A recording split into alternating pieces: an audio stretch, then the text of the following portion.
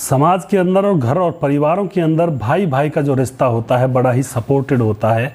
कंधे से कंधा मिलाकर एक भाई दूसरे भाई की मदद किया करता है। और कभी भी जीवन में कोई भी कितनी भी बड़ी आफत आ जाए तो चाहे भाइयों के बीच में पहले से दुश्मनी हो, लेकिन फिर भी मुसीबत के टाइम पर दोनों भाई इकट्ठे हो जाया करते हैं। वो कहते हैं खून का रिश्ता खून का ही रिश्ता होता है। आज की इस घटना में दो भाइयों के बीच में अनबन हो गई थी और उसके सालों बाद उनके साथ जो कुछ होता है यह पूरी जानकारी यहाँ पर जानने वाले हैं। वीडियो को अंत तक जरूर देखिएगा। नमस्कार, मैं हूँ सुदेश कुमार और मेरे गोपाल चैनल में आपका स्वागत है। दोस्तों, इस चैनल पर हम अच्छी मोटिवेशनल स्टोरीज लेकर आते हैं। हमें सपोर्ट किया करें, बहुत मेहनत लगती है। गर्मी का टाइम होता है, शूटिंग करते वक्त पंखे भी बंद करने पड़ते हैं, पसीनों से पूरा शरीर भीग जाता है और ऊपर से बीमार भी हूँ, तो थोड़ा सा सपोर्ट करें और थोड़ा सा हमें सहयोग करें। वीडियोस को पूरा देखा करें। दोस्तों, दो भाई होते हैं। दोनों भाई बचपन से एक साथ पले बड़े हुए। दोनों भाइयों का आपस में बहुत ज़्यादा प्यार होता है, गहरा प्यार। बड़े हो जाते हैं, पढ़ते लिखते, माँ बाप भी उनको देखकर बहुत खुश होते हैं कि हमारे दोनों बेटे आपस में कितने प्यार से रहते हैं। बड़ा भाई जो कुछ कह देता है, छोटा भाई उसकी बातों को मानता है। छोटा भाई किसी चीज़ की जिद करता है तो बड़ा भाई उसके लिए वह सामान ला कर देता है किसी भी हालत में। इतना गहरा इनके बीच में प्यार था। उसके बाद शादी हो जाती है।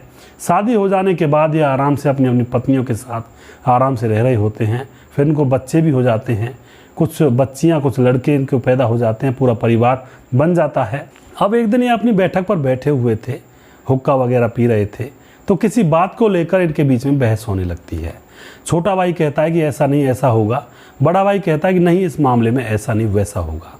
इस बात को लेकर दोनों के बीच में झगड़ा होता है और अब इनकी कहासुनी तगड़े तरीके से हो जाती है, कुछ ज़्यादा ही हो जाती है। तो बड़ा भाई अब अपने छोटे भाई से कभी भी बात ना करने की कसम खा लेता है और वह उसी दिन न्यारा हो जाता है परिवार से, यानी कि परिवार का बंटवारा कर दिया जाता है। बड़ा भाई के हिस्से में अलग घर आ जाता है, छोटे भाई के हिस्से में घर का दूसरा हिस्सा आ जाता है। दोनों भाइयों के घर के बीच में एक दीवार, ऊंची सी दीवार लग जाती है और वह दोनों का पार्टीशन इधर उधर हो जाता है। अब दोनों भाई एक दूसरे के बारे में ना बोलते हैं, ना कोई चर्चा करते हैं। कोई दूसरा भी एक दूसरे के बारे में पूछे, यानी कि पड़ोस का कोई इंसान एक भाई को पूछ ले कि तुम्हारे छोटे भाई या बड़े भाई का क्या दौर डार है, क्या हाल चाल है, तो वह एक दूसरे के बारे में बात करना भी मतलब अच्छा नहीं समझते थे। इसी तरह से समय बीतता गया, साल 2 साल 4 साल 10 साल। अब छोटे भाई की लड़की जवान हो जाती है और उसकी शादी के लिए छोटा भाई एक लड़का ढूंढता है और शादी की तैयारियों में जुट जाता है। अब वह अपने कमरे में लेटा हुआ था, लड़की की शादी थी। सोच रहा होता है कि मेरा बड़ा भाई तो मुझसे बात भी नहीं करता और मेरी बेटी की शादी है, वह तो शादी में भी नहीं आएगा, जबकि बचपन से हम साथ खेले हैं, बचपन से साथ रहे हैं। ऐसा होना तो बहुत बुरा हो जाएगा। भाई अगर मेरे बच्ची की शादी में नहीं आया तो मेरा जीना ही बेकार है।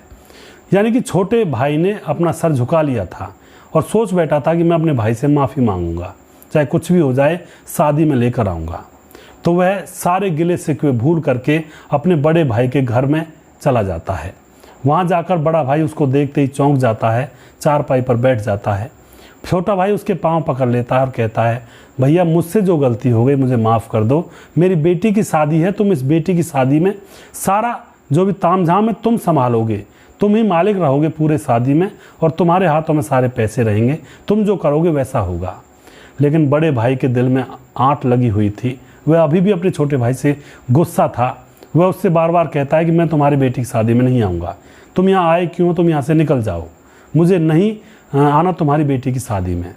दोस्तों, छोटा भाई है, वह पूरी मशक्क़त करने के बाद वहाँ से अपने घर आ जाता है और उसकी आंखों में भी आंसू थे, इधर बड़े भाई की आंखों में भी आंसू थे, लेकिन अपने आंसुओं को वह दिखा नहीं रहा था, चुपके से अंदर जाकर रो रहा था। अब यहाँ पर छोटा भाई अपने एक रिश्तेदार से बात कर रहा था कि मेरा बड़ा भाई तो आएगा ही नहीं, मैंने खूब मना भी लिया है। तो रिश्तेदार कहता है कि तुम्हारा बड़ा भाई एक संत हैं, उन संत के पास जाते हैं उनका सत्संग सुनने के लिए, तो उन संत से जाकर यह व्यथा बताओ, वो कुछ ना कुछ कर देंगे। तो छोटा भाई तुरंत उस संत के पास जाता है और वहाँ पर जाकर उसके पाँव छूता है, राधे राधे करता है। संत से कहता है कि मेरा बड़ा भाई आपके पास आता है सत्संग सुनने के लिए, हमारी दोनों की लड़ाई हुई थी, हम दोनों अलग हो गए थे, कई वर्ष बीत गए, हम दोनों ने एक दूसरे से बात भी नहीं की। आज मेरी बेटी की शादी है तो मैं अपने सारे गिले शिकवे भुला करके अपने बड़े भाई को अपनी बेटी की शादी में सम्मिलित करना चाहता हूं, उसको सारा चार्ज सौंपना चाहता हूं। लेकिन मेरा बड़ा भाई अभी भी मुंह फुलाए हुए बैठा है, मेरी बात को नहीं मान रहा है और ना ही मेरे घर पर आ रहा है। उसके बगैर बाबा मैं कैसे शादी करूँगा अपनी बच्ची की? वो बड़ा भाई है, मेरे बाप समान है, वो तो मेरा आधार है। दोस्तों यह बात जब वह संत के सामने कहता है तो संत सारी बात समझ जाता है। दूसरे दिन बड़ा भाई संत के पास सत्संग सुनने जाता है। सत्संग सुना जाता है और सत्संग खत्म होने के बाद जो संत हैं वह बड़े भाई को अपने पास बुला लेते हैं और कहते हैं कि तुम्हारे छोटे भाई की बेटी की शादी है और तुम उसमें क्या क्या जिम्मेदारी निभा रहे हो।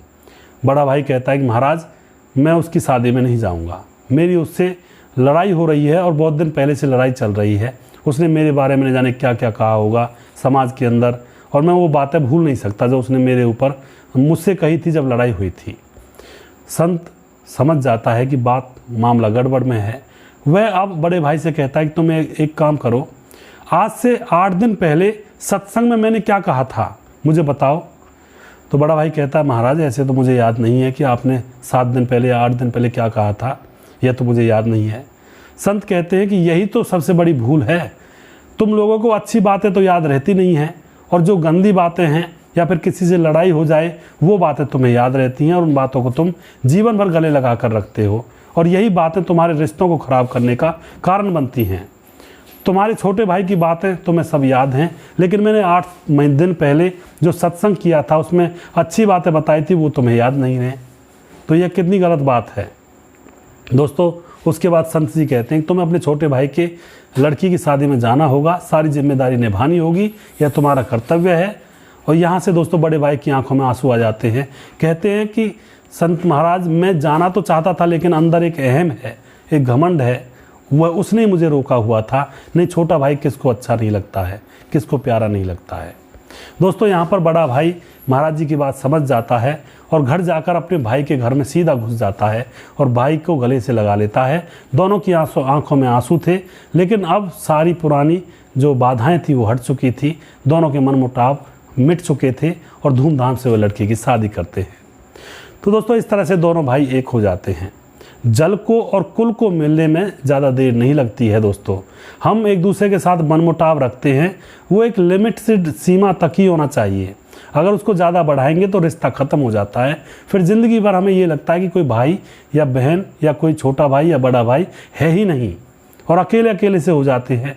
छोटी सी ज़िंदगी है, इसमें क्या लेकर जाना है, क्या लेकर आए थे। मिलकर रहें, सबके साथ प्यार से बात करें, सारी चीज़ों को मिलकर सुलझाएं। बड़ा भाई छोटे भाई को डांट भी देता है तो उसका ज़्यादा बुरा नहीं मानना चाहिए, क्योंकि उसका अधिकार होता है छोटों पर। तो दोस्तों आपको हमारी यह जो कहानी है कैसी लगी है इसके बारे में कमेंट बॉक्स में ज़रूर लिखें। अगला प्रोग्राम मैं जल्दी फिर से लेकर आऊँगा, तब तक आप देखते रहें मेरे गोपाल चैनल। जय हिंद, जय भारत।